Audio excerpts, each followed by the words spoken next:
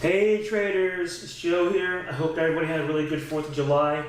We're opening today with a pretty large gap down that was based off of actually pretty good news. The job market remains pretty strong, but now Wall Street is betting on the fact that we might not get that rate cut. So Fed futures at the time were 100% chance of a rate cut.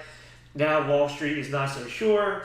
And obviously that's going to affect earnings, and that is kind of a bearish thing here.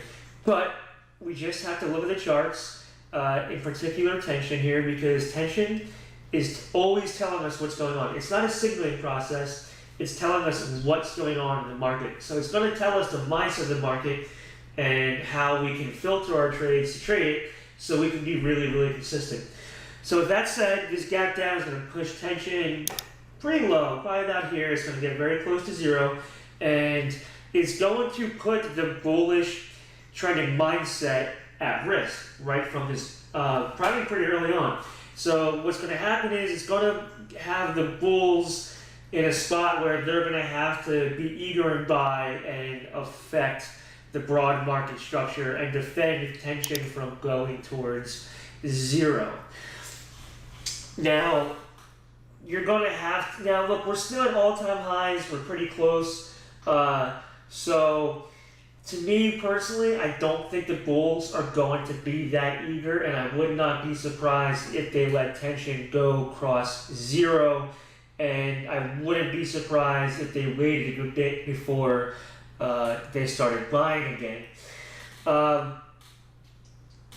But this is going to be pretty difficult. Look, we're very late in this cycle in terms of a bull trend. We did just get some news. It's also a Friday on a holiday week. So you have to put that all together if you trade today. Me personally, I'm not trading today. I'm going to wait to trade next week. So what I'm going to look for personally today is stuff like, I want to see what happens when decay goes below zero. I want to see happen when it tests a pivot, like it happened on Wednesday. You can see here these little pivot tests ended up being really good buys, and you can see as it went through zero, that means that positive energy was being pumped into the internals.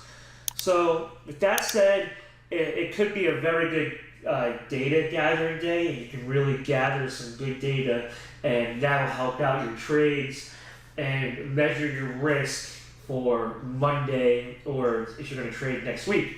So that's probably what I'm going to do. I'm just going to gather some data, and I know some people, especially the newer guys, they want to believe that every day there's money to be made in the market, but that's really not always the case.